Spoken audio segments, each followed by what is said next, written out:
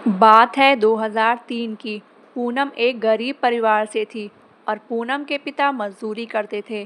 पूनम की दो बड़ी बहनें और हैं और उनकी शादी हो चुकी थी। उनकी स्थिति भी ज़्यादा ठीक नहीं है क्योंकि उसके पिता ज़्यादा दहेज नहीं दे सकते थे। इसलिए गरीब घर में सबकी शादी हुई। इसलिए पूनम हमेशा कहती रहती थी कि मुझे शादी नहीं करनी।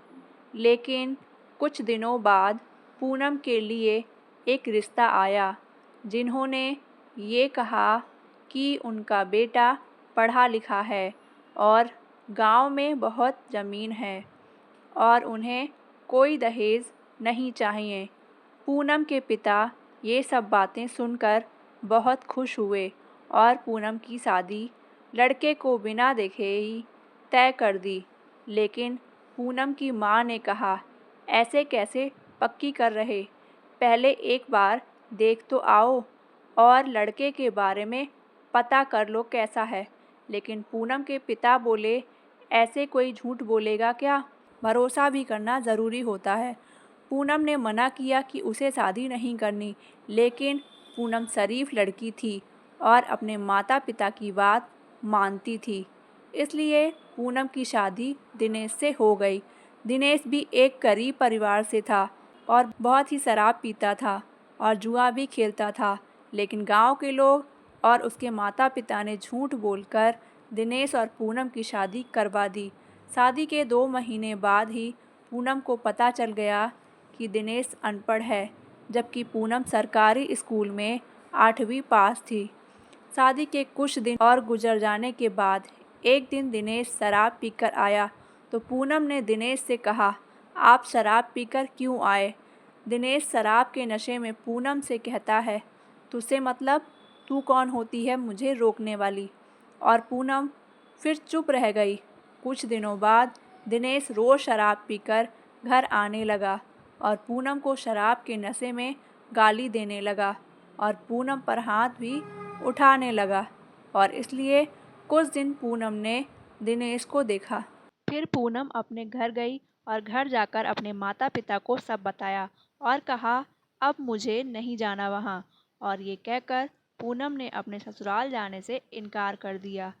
लेकिन पूनम के पिता पूनम को डांटते हुए बोले, यहाँ कैसे रहोगी? अब वही तुम्हारा घर है। शादीशुदा बेटी घर रहेगी तो सब क्या बोलेंगे? और फिर पूनम रोने लगी और अपनी माँ से कहने लगी, मुझे वहाँ नहीं जाना, तुम कुछ करो। पूनम की माँ ने पूनम को समझाते हुए कहा, देखो तुम्हारी शादी हो गई है और शादी के बाद लड़की को अपने ससुराल में ही रहना पड़ता है, चाहे पति जैसा हो। पूनम जिद करती है और जाने से मना करती है। पूनम के पिता गुस्से में कहते हैं, हमारी नाक कटवाना चाहती हो क्या? एक बार बेटी की डोली के बाद उसकी अर्थी ससुराल से ही उठती है। ये बात अपने दिमाग में डाल लो। पूनम का मन नहीं था जाने का, पर जब माँ बाप ही नहीं समझ रहे थे उसकी तकलीफ़, तो पूनम अगले दिन चली गई। पूनम दिनेश को झेलती रही और सब सहती रही। 6 से 7 महीने बाद पता चला कि वह प्रेग्नेंट है। उसी वक्त दिनेश ने काम छोड़ दिया और ऐसे ही आवारा बनकर घूमता रहा। जितने पैसे दिनेश के पास रखे थे वो उसने शराब में बर्बाद कर दिए। और जब पैसे ख़त्म हो गए तो फिर एक दिन दिनेश शराब के लिए पूनम से पैसे मांगता है और पूनम ने दिनेश से डरते हुए कहा, पैसे नहीं हैं। दिनेश के माता पिता अपने बड़े बेटे के पास रहते थे। दिनेश पूनम से पैसे के लिए लड़ता है और अलमारी से कपड़े फेंकता है और पैसे ढूंढता है।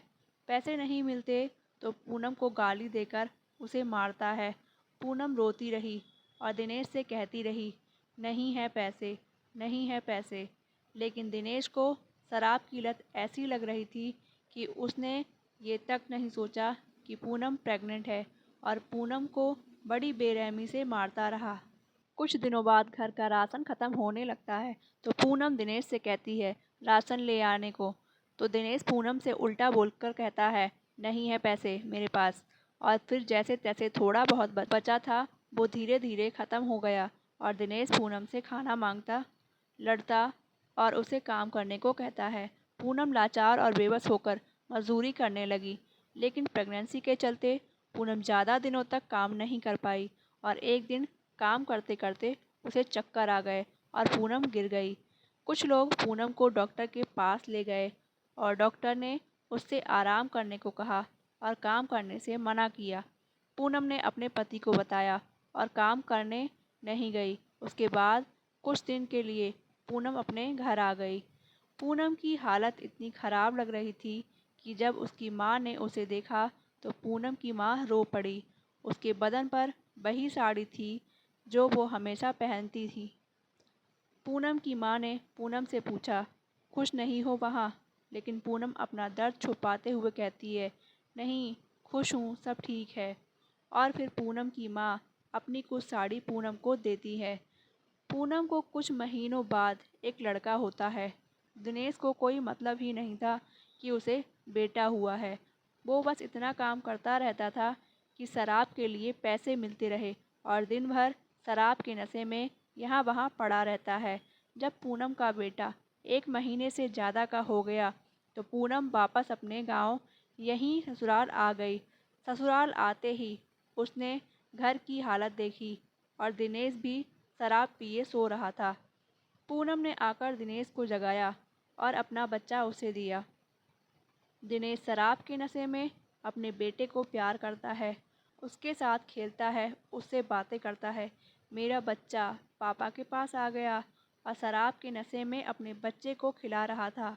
तो पूनम दिनेश को ऐसे देखकर खुश हो गई और ये सोचने लगी कि अब शायद दिनेश शराब पीना कम कर दे। लेकिन पूनम के कुछ दिनों के आने के बाद ही दिनेश घर पर बैठ गया और पूनम को फिर से काम पर जाने को बोला। लेकिन पूनम ने मना किया कि वो काम पर नहीं जाएगी। तो दिनेश ने पूनम को मारा, गाली दी, लेकिन पूनम फिर भी नहीं गई। उसके बाद दिनेश ने घर का राशन लाना बंद कर दिया तो मजबूरन पूनम को काम करना पड़ा और अपने बेटे को साथ लेकर मजदूरी पर जाने लगी।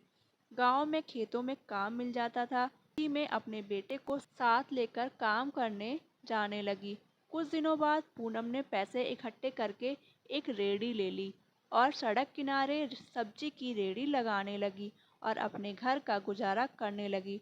उसी में से दिनेश को शराब के लिए पैसे देती, घर चलाती।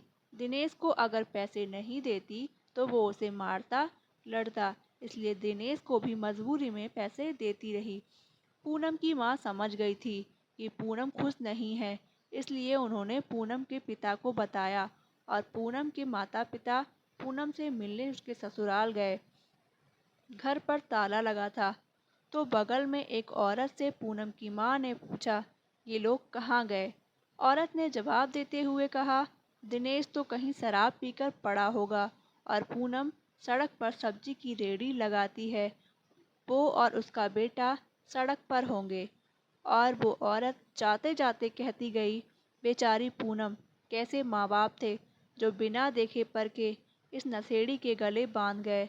पूनम के माता पिता सड़क की तरफ चल दिए अपनी बेटी की लाचार हालत देखने।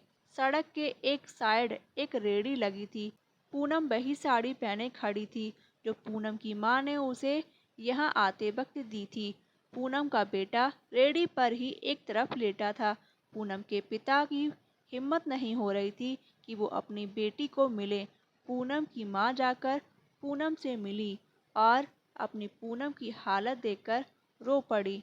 पूनम के पिता पूनम के पास जाकर उसके पैरों में गिर पड़े और रोने लगे, हाथ जोड़कर पूनम से माफ़ी मांगने लगे।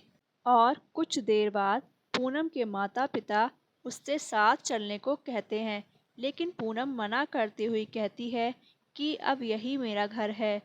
तुमने ही तो कहा था कि डोली के बाद अर्थी ससुराल से ही जाती है और जाने से इनकार कर देती है। पूनम के माता पिता पूनम के पास 2-3 घंटे रुकते हैं।